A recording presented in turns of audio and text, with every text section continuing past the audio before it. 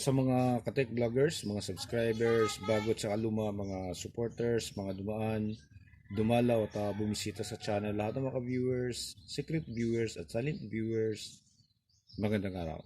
So meron tayo ditong pinapatingnan sa speaker ng kapatid ko, no, kung pwede pang ma-restore. Sinumpisahan na natin to, ito pa lang yung natapos natin. Ayan, natapos na natin yan. Okay. So ito nakalibing niya sa ilalim yan. At inangat na lang natin uli. Tapos mga konting problema lang, pigtail, okay? Tapos dumi. So itong ditong channel na to, okay na yan, natapos na natin. Ito na lang medyo matrabaho pa. Ayan, oh. Kinain na ng kalawang. Tapos warak na rin yung kanyang surround. So kailangan nating palitan ng surround dyan. Dito. Tapos yung ibang mga high frequency driver nito ay sira-sira na rin. So dito ngayon, papakita natin sa inyo kung paano yung connection na ginawa ng Sony. Okay? Sa kanilang three-way. So three-way nila, hindi sila gumagamit ng dividing network. So simpleng capacitor lang yung ginagamit na filter nila.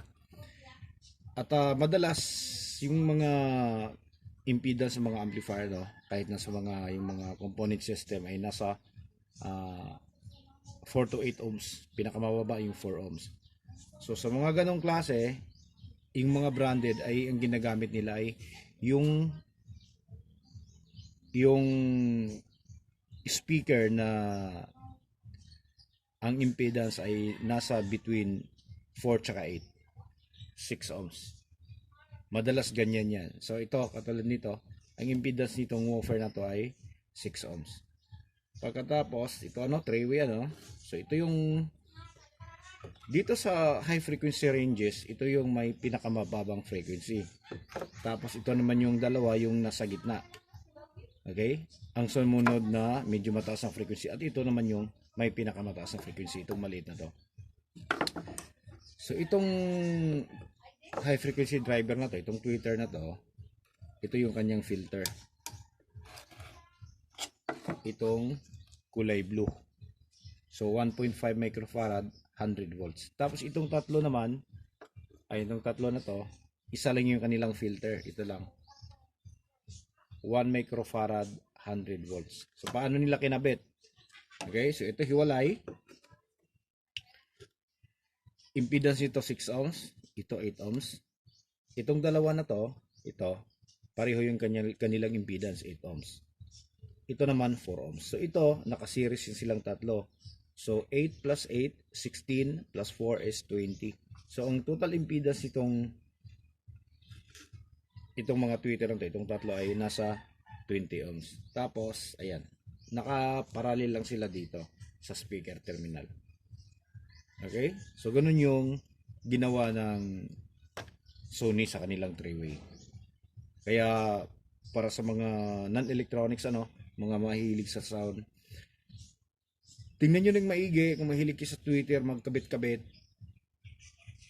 hindi nyo alam kung paano, ano yung epekto ng series tsaka parallel connection. Yung pag-isipan nyo muna. Kasi yun yung isa sa mga dahilan kung bakit nagtitrip or nasusunog yung ating mga amplifier. So katulad na lang nito, ayan.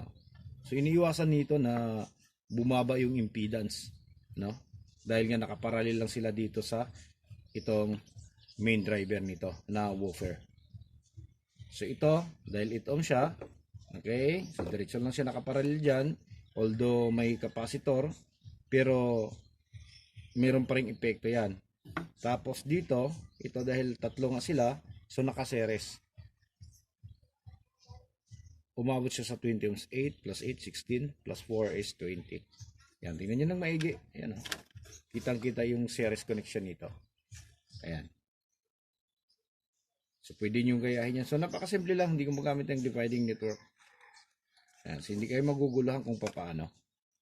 Okay, so hanggang dito na lang siguro tayo. So, maraming salamat. God bless at bye-bye.